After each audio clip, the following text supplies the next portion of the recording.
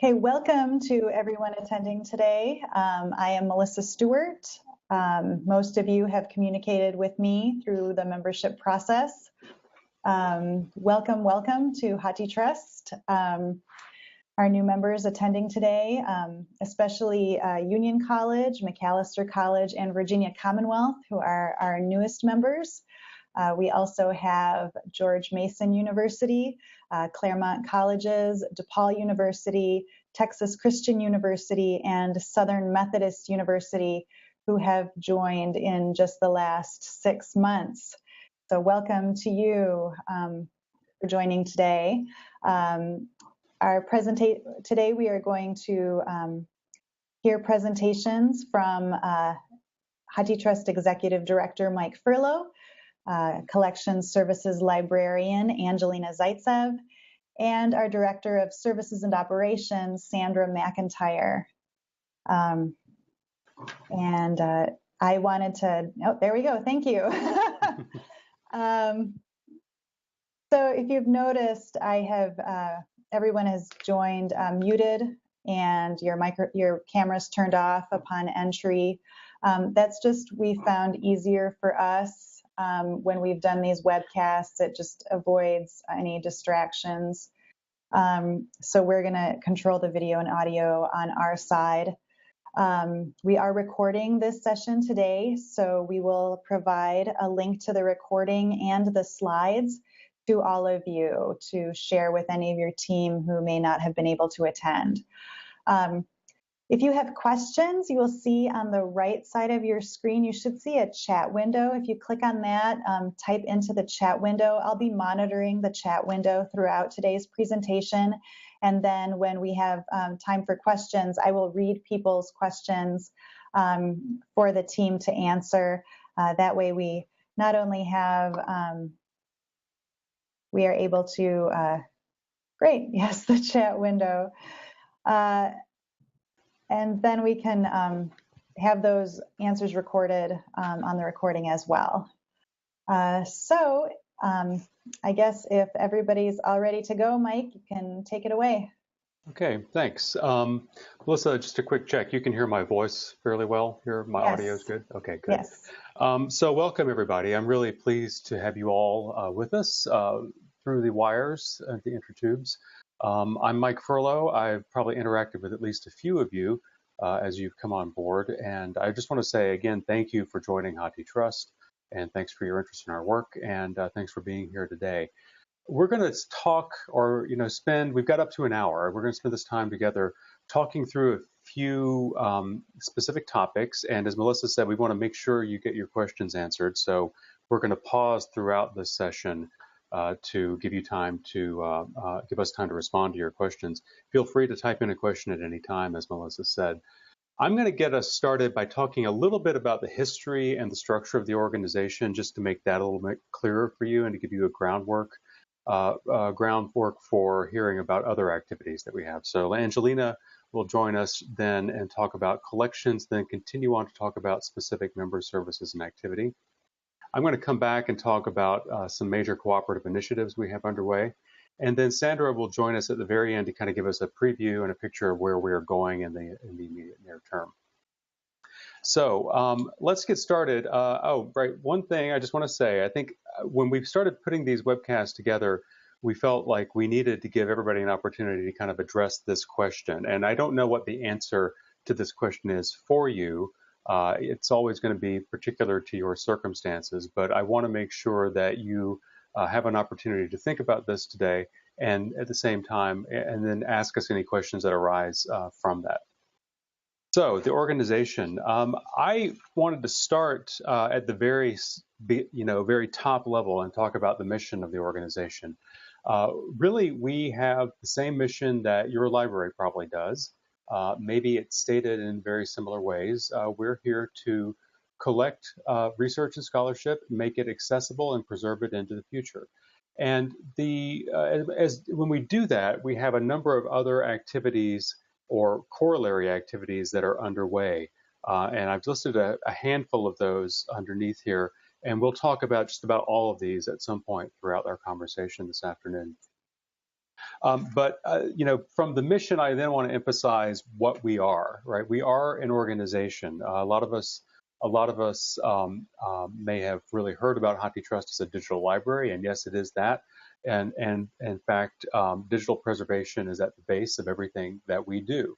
Uh, but I think of what we're doing too as, a lot of libraries coming together to solve big problems. And in fact, HathiTrust came along, officially founded in 2008, but planning for it began way back in 2004, 2005, not very long after Google announced that it would work with 5 libraries, including the University of Michigan, to scan all, if not possibly all, of their collections.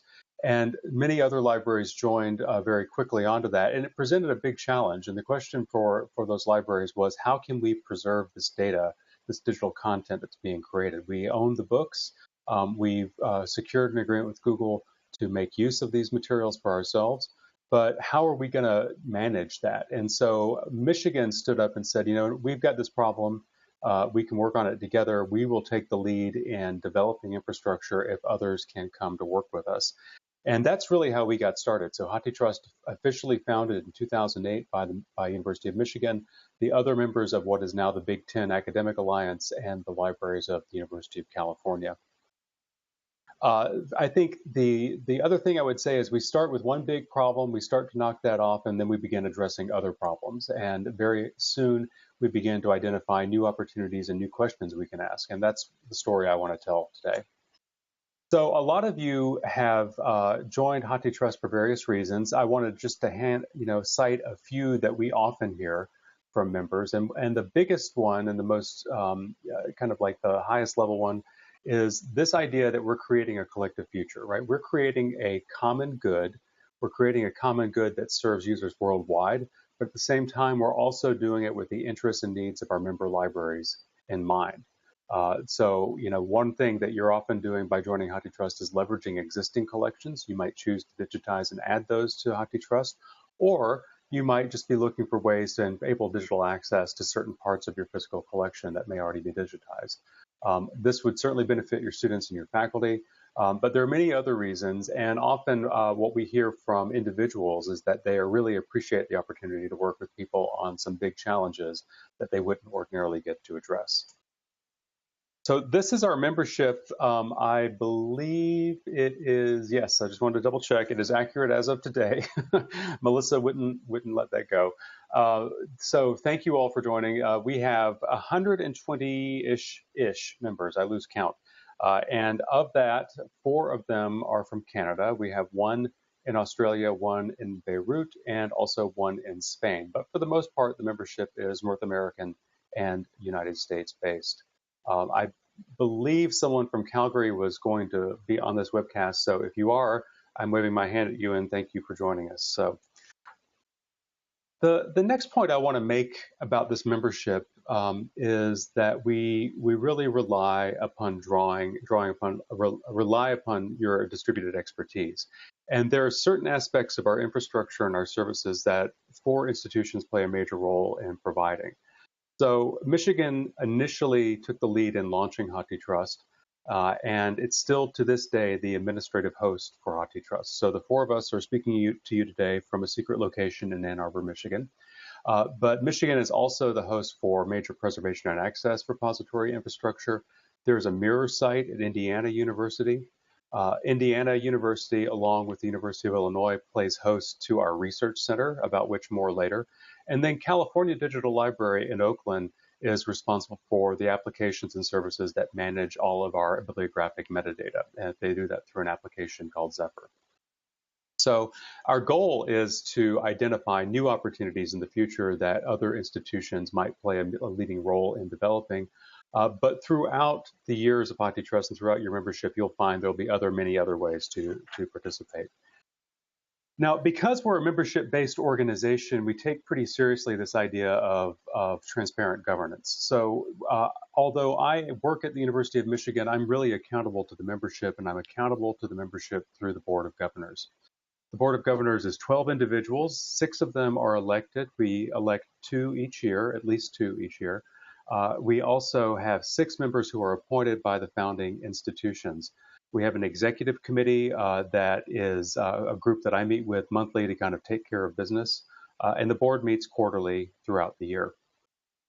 The board is responsible also for appointing a group called the Program Steering Committee. The Program Steering Committee is the one that takes the strategic direction of HathiTrust and helps to think about how we will implement programs, how we will develop programs, works with me and the staff here to identify policy and issues that we need to investigate and dive into deeply. They appoint a number of committees and working groups, and then I'm also responsible for managing the operations, about which more later. So I mentioned committees and working groups. This is just a smattering of our working groups. I want to highlight in particular a couple. One is the user support working group.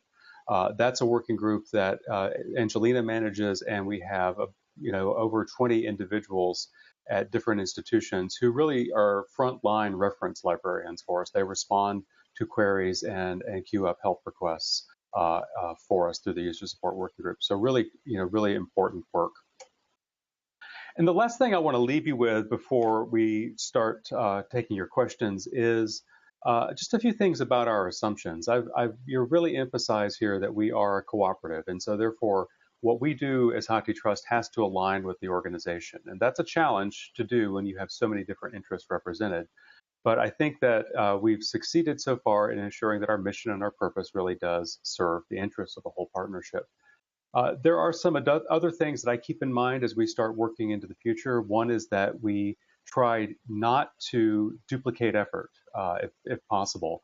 There's just too much to do in the world of digital library preservation and access to kind of do everything. And so we really are focusing on a strategy of complementarity and partnerships with organizations like the Digital Public Library of America or the Digital Preservation Network. It's important to us always to work at large scale. That helps keep our costs down. So there might be any number of interesting things we would like to do, but if it doesn't seem like something that can scale out, we'll probably turn our attentions elsewhere. And then lastly, I just want to say, I think of what we do as serving a broader audience of readers and authors and even publishers, and we need to find ways of working with them as well. So I'm going to take questions now. We can take up to, I think, about 3-5 minutes for questions if you have any at this point. And if not, we will transition on to the next section. So if anyone has questions, feel free to type those into the chat window on the right side of your screen.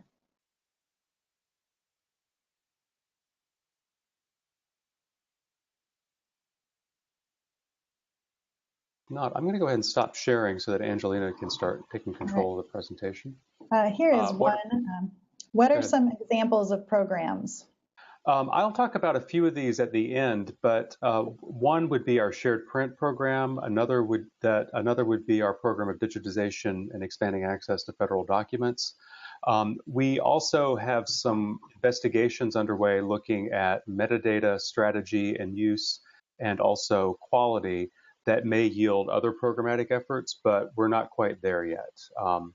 But I hope that helps clarify the question. I think of programs as something we do at a much larger scale than operations, and very often at the behest of the membership to either improve the existing services or to build off of them to solve new problems.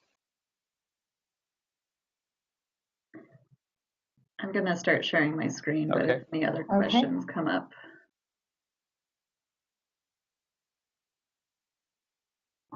Okay, can you see my screen? Yes. Excellent. Okay, I'm going to turn video and audio off and turn it over here. All right, excellent. All right, so I am Angelina Zaytsev, Collection Services Librarian for HathiTrust, and I would now like to talk a little bit about the composition of the HathiTrust collection. So these are the numbers for the HathiTrust collection as of today. We currently have 14.9 million total items in the collection, and we're really, really hoping to hit 15 million by the end of this week. That might not happen this week, but it's definitely going to happen soon. So this number, 15 million, 14.9 million, that represents each unique digital object in the repository. If we're talking about how many titles or bibliographic records we have, that breaks down into 7.4 million monographs and 400,000 serials. So these materials primarily have been contributed by over 40 different institutions and primarily come from institutions located in North America. The distribution of languages in HathiTrust has stayed pretty consistent over the year. Without surprise, English makes up a large chunk of that collection at 50%. And then the other languages in the top 10 include European languages such as German, French, Spanish, and then we start to stray into the Asian continent with Russian, Chinese, Japanese languages. So the top 10 languages make up about 87% of the collection, and then the remaining 13% of the collection is made up of over 451 languages. As you've probably noticed by now, although HathiTrust has nearly 15 million volumes, only 5.8 million or 39% of those volumes are available in full view. So this slide shows the breakdown of those full view items. Some are open or full view because we have determined that they are in the public domain, either just to users located in the United States or to users located worldwide. US federal documents are not protected by copyright, so we make those available in full view in HathiTrust as well. So these public domain determinations are often made based on the bid data, or in some cases, these are made through manual copyright determination as through the copyright review management system. And I'd also like to draw your attention to this tiny little sliver at the bottom, 0.27%. So 0.27% comes out to, I think, about 500,000 volumes. And those are the works that we have opened after receiving permission from authors, publishers, and other rights holders. Here we see the distribution of materials in HathiTrust by publication date and whether they are open access or limited view. Unsurprisingly, most of the material that was published before 1900 is in the public domain. Then as we start to hit the 1900s and go further down the century, increasing numbers of these volumes are in copyright. Over 60% of the HathiTrust collection was published after 1950. As you would expect, most of the materials published in 1950 and onwards are still in copyright. The volumes that are in full view in the last few years are US federal government documents or works where we've received permission from the rights holders.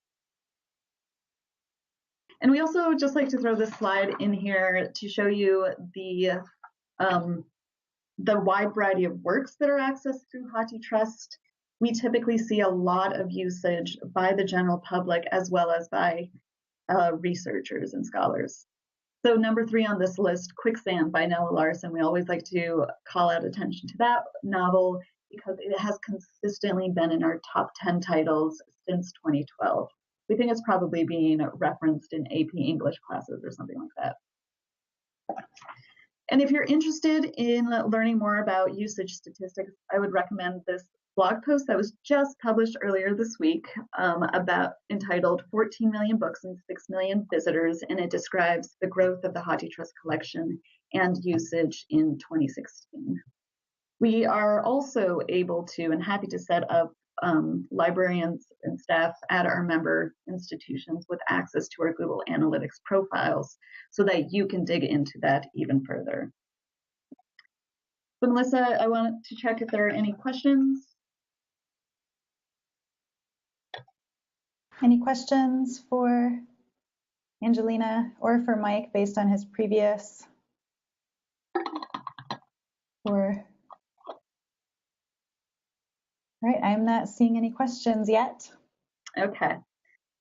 In that case, I'll go on to the next section, which is talking about how our members can participate in HathiTrust. So our core service that we provide our members is preservation of their content. We are committed to preserving and providing access to our collections over the long term. And to that end, we've undertaken a number of strategies in order to ensure that we are around for a very long time. We are a track certified digital repository, and we are also replicating data through DPN. But we don't preserve materials for their own sake. Preservation has to be linked to access. This is one of our most basic values. So our most visible activities and services support discovery, access, and use. Users are able to discover materials through our own catalog and full text search, as well as through the Viv API. And in addition, many libraries, both members and non-members of HathiTrust, have added our records to their catalogs.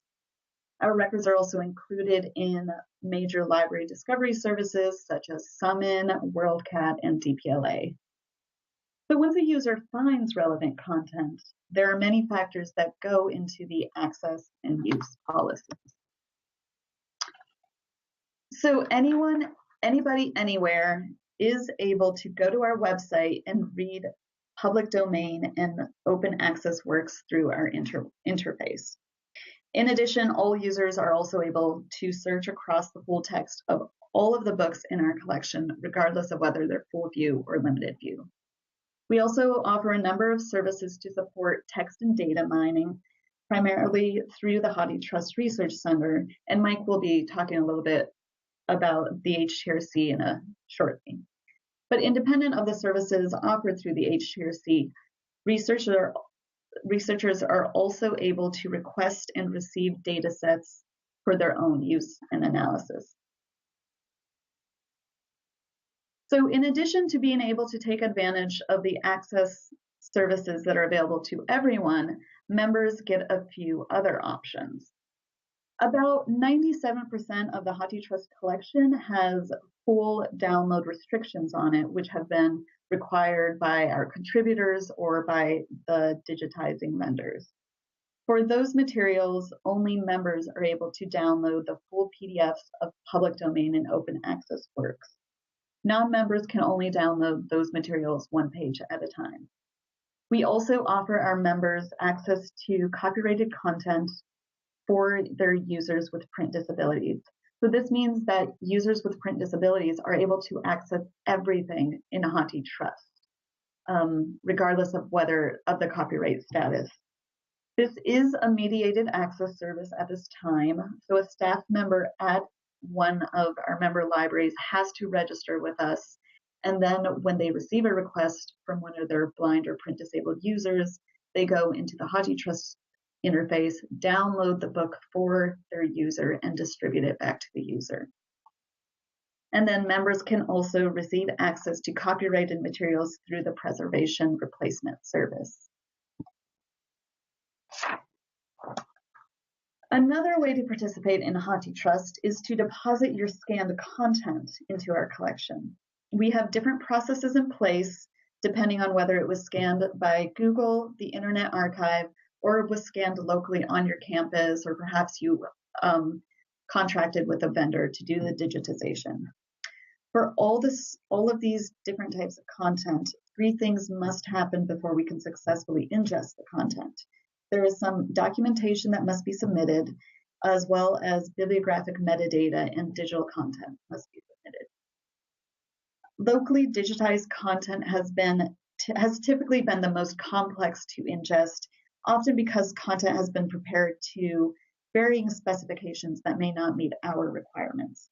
But we are continuing to improve this service, and if you're interested in depositing locally digitized materials, I would recommend checking out the page listed here to see the tools that we have developed to support this service. Now, an annual requirement of being a member is to submit updated print holdings data. This print holdings data is a crucial part of our services and operations and underlies a number of different applications. The membership fees are also based on local print holdings and the overlap between the member library and the HathiTrust collection. Some of our services are based on print holdings data, such as lawful access to and copyright materials through the Preservation Replacement Service.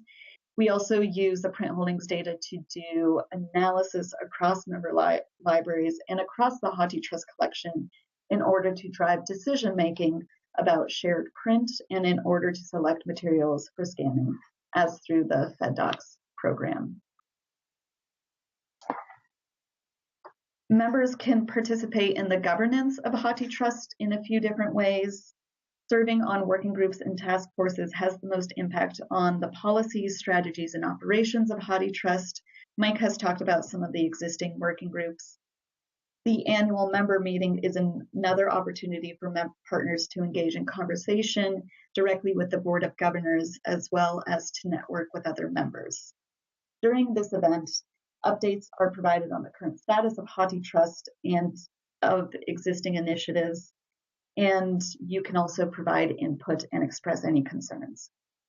The date has been set for the next annual member meeting, November 2nd, 2017, so add that to your calendars and we hope to see you in Chicago. And voting is another key member activity. At the end of each year, members are asked to vote to approve the budget for the subsequent year. The Board of Governors are elected by membership as well, and voting happens every year. So there will be a call for new governors going out this summer with voting in the fall. And then periodically there may be bylaw updates, but it's been a few years since we've had a vote on that. So just to summarize what was discussed in this section and previous sections, members have multiple opportunities to engage in HathiTrust. Some activities are required, like the submission of print holdings data, but most of these activities are voluntary and really are based on the willingness and enthusiasm of our member libraries. I'd like to check and see if there are any more questions. Any questions at all? You may have already answered this one in your presentation, but how can a user identify volumes digitized by, say, Harvard?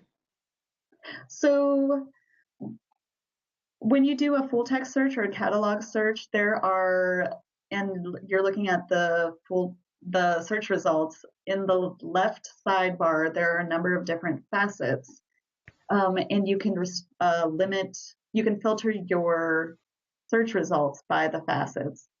In addition, on catalog records, you will see that every volume is listed there as original from University of Michigan, original from Harvard University.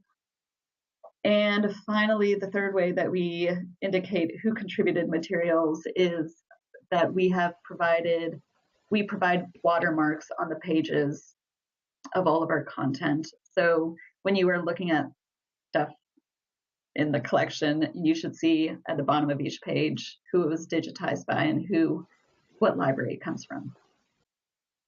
Okay, so going with that, what they say they really want to know is exactly what library at Harvard they came from. This professor interested in Asian art, for example. So we don't have that information. The best thing to do would be to click, when you're looking at a catalog record, there's a link there that says find in libraries. And if you click that, it will take you to WorldCat, where you will see a listing of all of the libraries that hold a print copy of that title. So if you're trying to track down which libraries hold a print copy of a book, I would recommend that method. And that should also, of course, the originating libraries should theoretically be listed in WorldCat as well. Yeah, I'll just mention one thing here, Angelina. There's one more question, but I think that will be challenging to identify. A library like Harvard has, our university like Harvard has over 100 libraries. And most universities are not in that position. We have not asked for specific location information when people submit their book, their bibliographic metadata. So we don't hold that. I'm not positive that's easily findable in WorldCat either, but I have not myself tried to do that in a long while. So. WorldCat will at least allow you to go from the WorldCat interface to the local library catalog. So it might be a process of like following the breadcrumbs, but you should hopefully eventually end up where you need to be. Okay, one more question. Can members submit born digital content under copyright, such as electronic theses? So that's kind of, I want to break that into two separate questions. The first question is, can members submit born digital content? So this is an initiative that we're currently exploring through a few pilot projects, and Sandra can talk more about this, but we are trying to establish whether we can, in a robust and scalable way, ingest EPUBs and born digital PDFs. Right, I'll just chime in that this is still in a pilot phase. We're very optimistic that we'll figure out some of the challenges of preserving long-term a wider variety of formats. But right now we are set up primarily for a certain number of limited formats that we find our libraries really need at large scale. Yeah, thanks, Sandra.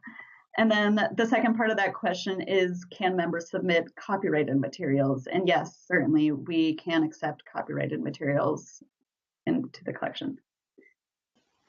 One more question. Are submissions by libraries limited by format, such as maps, music scores, etc.? So HathiTrust was set up to specifically ingest book-like materials. So if these materials, if it's a book of maps, if it is music scores that are bound together or just stand in a book-like format and they're accompanied by item-level bibliographic metadata, we should be able to handle it without problem. Yeah, I'll follow up on that to say that back in late 2015, so before a lot of you remembers, we surveyed the membership to ask about their priorities for our collection development, and we were really trying to feel out whether or not there was broad interest in us expanding the range of types of content that we collected. So should we collect archival material? Should we collect maps, photographs, non-book materials? And we kind of got, first of all, we got two responses. One is what you do with books is absolutely essential, and stay the course on that and do not dilute your focus from that. The other response was on the range of formats we put out there, kind of a undistinguished 3 shrug, you know, on a scale of 5, everything was more or less a 3.5. And there wasn't a lot of specific deep interest in us pursuing that. So after reviewing this, and talking about it with the board, we've kind of confirmed that for the next several years, at least, we'll remain focused on books. Not to say there aren't other formats that need collective solutions. It's just that we don't feel that we're in the best position to try to tackle all of those other formats right now. Books, frankly, are much harder than I ever thought they were. All right, so I believe, y'all, you should have my screen shared, right? You do see cooperative initiatives up here on screen, is that right? No, Mike, I'm just seeing a blue screen right now. Sorry, hang on. There it is. Yeah, you got it? I see now, yeah. Yep. Is it in present mode? No. It's a little laggy, but it's getting there. Okay, sorry, folks. There we go. Okay. All right. So let me talk about a few different cooperative initiatives we have underway. I'm going to quick check of time here. We're doing fine. I'm going to talk about 4, and some of these are, I'm labeling this the section about initiatives, but some of these are what we would consider programs. So I'm going to talk a little bit about distributed copyright review. I'm going to talk about our federal government's project. I'll talk about our shared print program and the way we enable services for computational research. So first, let me talk about copyright review. And I think what I will do is try to frame each of these in as a response to a particular problem or set of questions. And the problem that we've been trying to address with copyright review is simply that it is quite likely that a large number of materials that were published after 1923 are in fact out of copyright. However, it is inordinately challenging to identify works that are out of copyright without looking really hard. You can't easily do that by looking only at the physical item. So what we have done through the generosity of IMLS and with support from the University of Michigan is develop a system that allows us to undertake systematic individual review of copyright registrations to determine whether or not works are still in copyright or whether or not they're in the public domain. We first did this with U.S. publications dated between 1923 and 1963 because the specific laws for titles published at that time required both a notice of registration, like the little C symbol, and renewal after 28 years. And after reviewing over 300,000 items, we found that over half of the ones we reviewed are out of copyright. This doesn't mean that some of the others are necessarily in copyright. Sometimes we couldn't make out a determination based on the data we had. We have also pursued a program looking at publications from the United Kingdom, Canada, and Australia. The laws there are different. The laws there are that the author must be dead for 70 years or, in the case of Canada and Australia, 50 before work is determined to be in the public domain. So there the numbers are a little bit different. We were looking at author life dates, but again, close to 50% of the works that we reviewed were opened. We're continuing on this project now. We have, since we completed the first round of U.S. publications, we've added another 100,000 or so items to the collection that are in queue for review. And I believe if we have, from some of the new members, some folks are participating in that copyright review program. So thanks a lot for that. U.S. federal documents have presented a different challenge for us. There, it's not so much knowing the copyright status because although there's some complexities with that. But the real problem is that there are so many federal documents and there is so little authoritative information about them. We don't actually know for sure how many federal documents exist. Actually defining what a federal document is goes a long way towards helping to carve out that number. But the problem is that there are so many. They're on library shelves. Some of them are not cataloged very well or not cataloged at all. And so our goal throughout the history of HathiTrust has been to add more federal documents to the collection to enable them to be better discovered and, frankly, used often for some of the first times. If you've ever yourself worked in government documents, you know that what a challenge they can be for individual users to make sense of. So two major programs or projects here in the program. One is developing a registry of U.S. documents. Trying to identify those that exist. We did what I will simply call a boatload bibliographic analysis, winnowing down about 25 million records down to now about 5 million records, and there's still duplication within that. Based on where that registry is now, we've begun to do more gap analysis in our collection. So comparing what's in that registry with what's in HathiTrust, and then going a step further and beginning next to identify libraries that hold items that are not in HathiTrust and seeing what we can do to collect that material. The emphasis is still on print materials for right now. Certainly there's a lot of born digital publications that are out there. We've talked with the Government Publishing Office about a role we might play with preserving those, but we haven't gone down that path yet, just because there's still a significant amount of digitization to do. So that's the Federal Documents Program. I'd be happy to answer questions about that. The Shared Print Program is a different kind of problem, or is out there to solve a different kind of problem. There, I think we know that libraries have historically bought collections for local use, and especially in the second half of the 20th century, as more works were published and libraries had more dollars to buy collections with, we know that there began to be a fair amount of duplication. And over the past 20 years, especially in response to digitization by organizations like JSTOR, and then vendors like Elsevier and Wiley, and also organizations like Center for Research Libraries, a lot of libraries have focused on withdrawal of serial runs, large serial runs where they have guaranteed perpetual access in some form, often done in cooperation with their regional partners. What we're turning our attention to is helping to underscore a national program of monograph retention. And the way we're doing this is by first setting out a goal to have our members participate in a program that is voluntary, but identify physical items in their collections that they are going to commit to retaining for a long period of time. Currently, the program's looking at a period of about 20 years. Ultimately, our goal is to have a one-for-one match, at least a one-for-one match, so that everything that's in HathiTrust is maintained in a physical form by a library. The other big challenge with shared print, if you've ever done any work in it, is how little actionable and good quality data there is about retention efforts. CRL has done a valiant effort with its paper database to record serial commitments, but even they have done some work to identify the gaps in that and the quality of that work.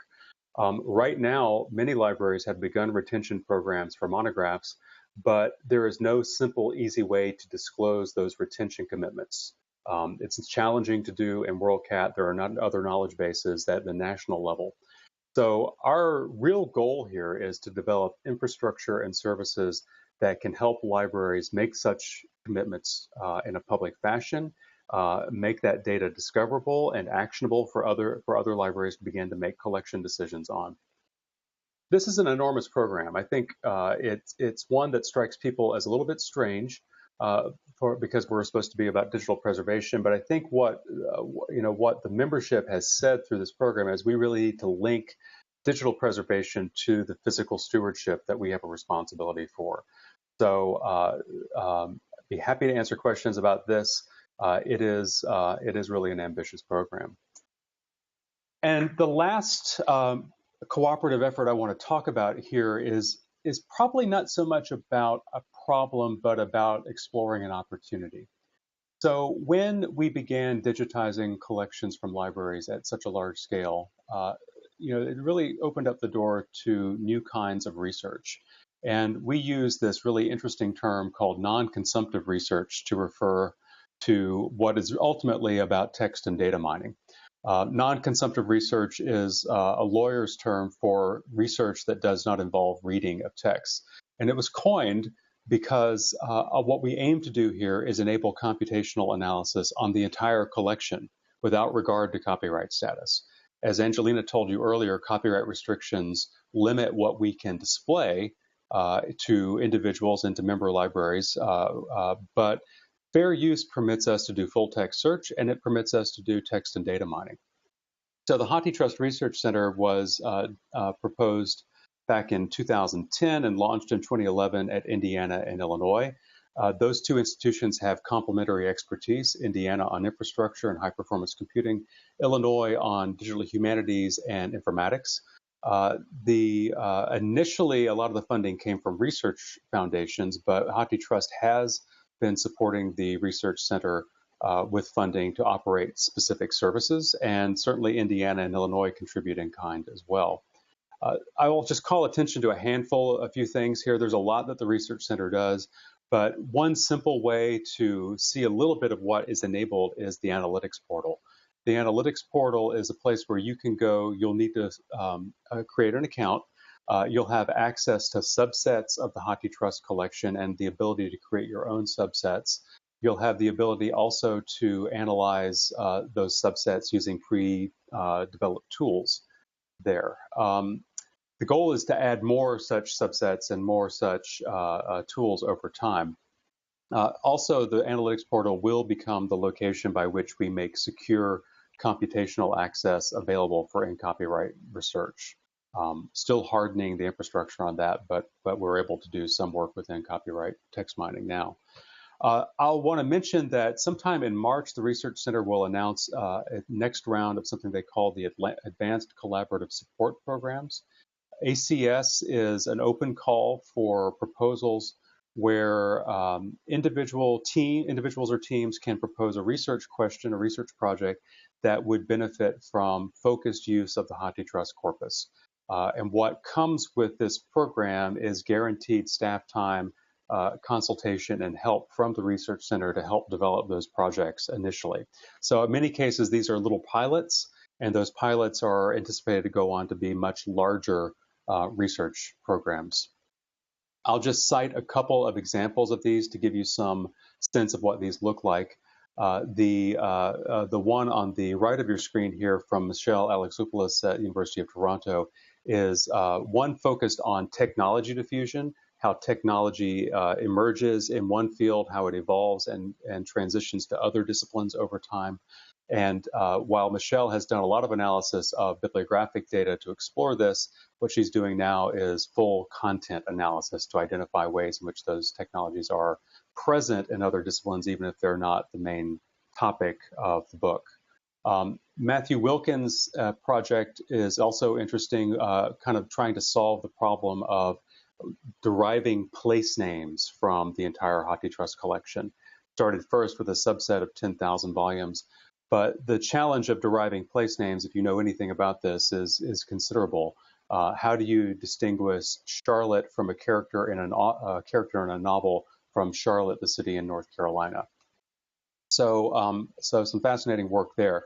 Ultimately, I will say one of the hopes that we have, and we kind of monitor these projects very closely, is to see whether there's anything these folks are learning and creating as secondary metadata that we could then eventually use to enhance the metadata of the HathiTrust collection. And there are some promising steps there, but we don't have a particular project to tell you about on that right now. So I'm going to stop there. There should be a slide right here that says your questions, but I goofed and did not add that to the section, but I will be happy to take your questions at this point, and then we'll move on to Sandra to talk about our priorities.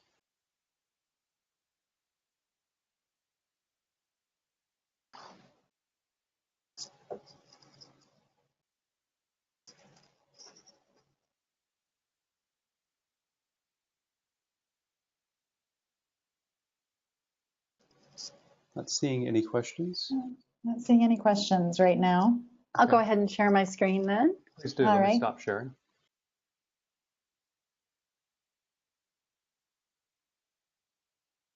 If no questions, then I will sign off. I'll come back on for final questions at the end. And here's Sandra. Yes. Thanks, Mike. Can you folks see my screen okay? I can. Yes, Sandra. Oh, good. Thanks. So in addition to all these wonderful things underway, the initiatives that Mike's talked to you about, and a lot of our ongoing member services, we have a number of priorities coming up in 2017 that we're focusing on. Our selected focuses for the next year include some important overarching goals.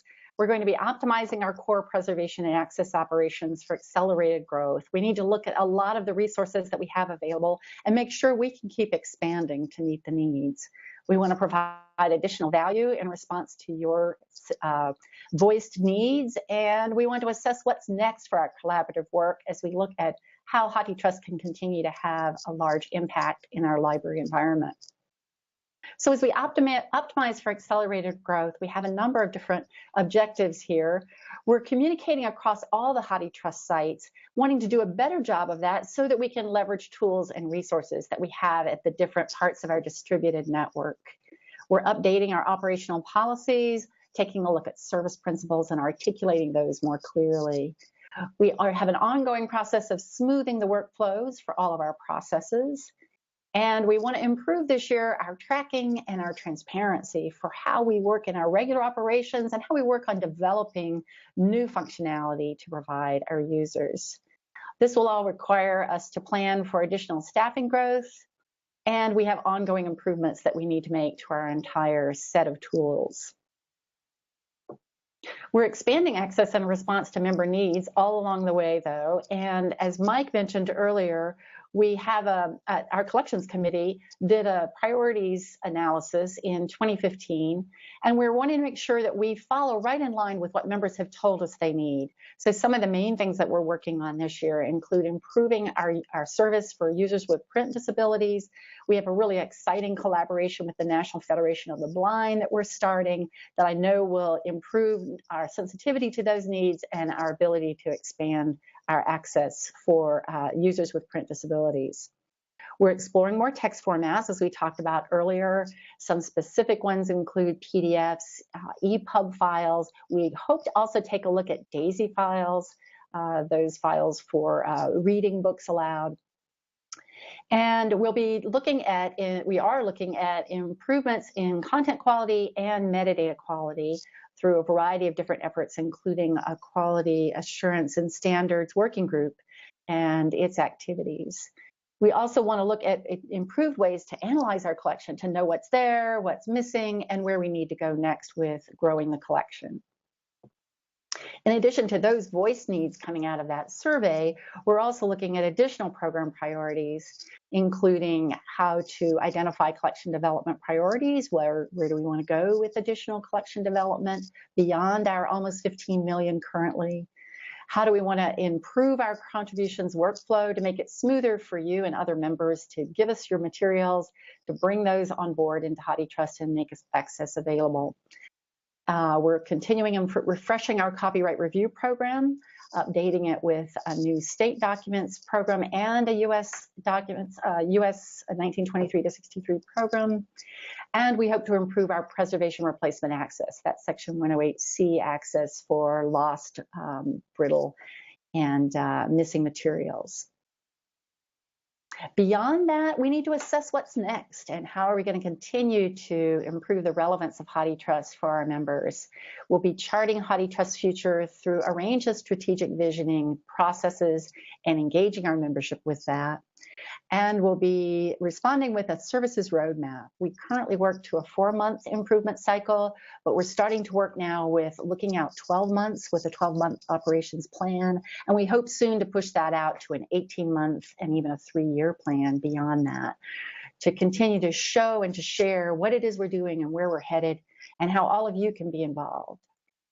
And with that, I hope that you will consider being more involved. If you want more of your staff involved, if you have ideas for services, suggestions for us, or just questions about how all this works, or want more of a tailored demo from us, please feel free to contact us at this address, feedback@issues.hathitrust.org.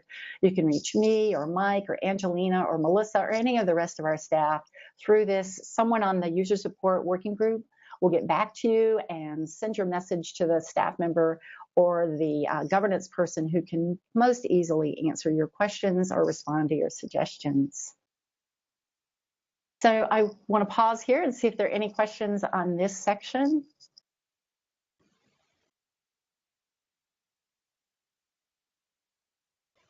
Or for that matter, on any of the previous sections, if you've had additional time to think of things that you want to ask. I just have one question right now that Mike indicated that he would address. For data mining projects, how is validity of the sample checked without being able to see the full text? Okay, good question. And so going back to the Research Center and mining and analysis of in-copyright works, we rely on fair use and a fair use judgment to enable the text and data mining services. But I think an important thing to remember about fair use is that it is always an evaluative process, and just because something is in copyright doesn't mean it's not a fair use for you to see portions of the text. So if it were, then Google would have lost its case on snippets, for example. So the concept of the data capsule is really to enable access to the in-copyright collection for the purposes of text and data mining, but there will be provisions there for a researcher to review the actual physical text, or excuse me, the actual text of a work to see how that is lining up with the topic modeling or what have you. The distinction I want to make here, and this is a distinction we will be making very clearly, is that the data capsule does not provide export access for any of the original content. The data capsule also is not designed as a reading tool, right? It's not designed as a reading environment. It's designed as an analytic environment. So any reading that is done there is intended primarily to support that research effort. There's one other way to look at validity of samples, too. I want to mention that Angelina, I believe, mentioned earlier that the Research Center has something called the Extracted Features data set. the extracted features data set is a lovely non-descriptive term for what it is. It's actually a big pile of secondary derived metadata at the page level for the entire HathiTrust collection. So what you'll find in there are counts of words, counts of parts of speech, counts of number of lines on in these pages, languages appearing on a given page, and just many more that I cannot remember. And what we have found is by putting that out there, and most recently was updated to include, I think, 13.5 million volumes, including in copyright materials. What we're finding is that researchers can often use that as a way to begin their analysis because they may only need what they call a bag of words that they can get from the extracted features, right? You don't get the sentences, you don't get the pages, you get words from the page and not in the specific order. They can use that to do some initial preliminary analysis, and it's also a way to kind of check sample validity. So if you've got 100 works and you're not sure if they're representative in, say, length or representative in the way that parts of speech are represented, you can use the extracted features to kind of check that as well. So I hope that helps address the question. Probably what we really need to do is arrange another webcast sometime this year about the Research Center and more specifically about how to access specific services. So, any other questions?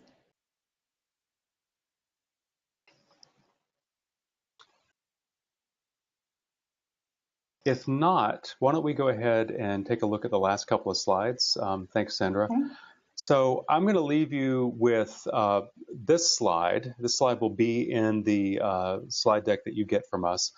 Just some ways to find out more about us. The About page is a place I go every day to see if we've hit 15 million volumes yet. But it's also a good source of information just in general about HathiTrust. It has a way into our website.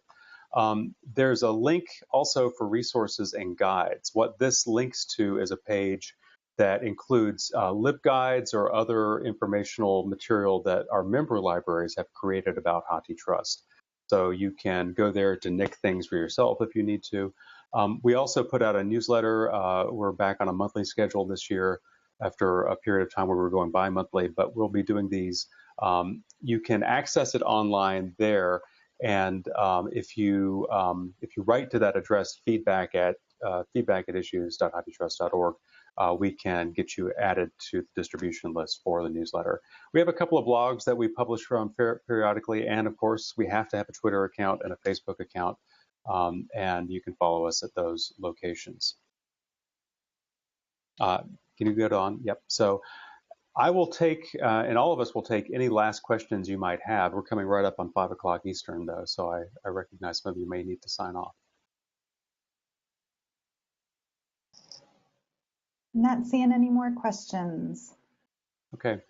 I'll hang around online for a few more minutes, so if anybody wants to add something in the chat window, they can. But since we're coming up on the hour, what I'm going to say again is thank you very much.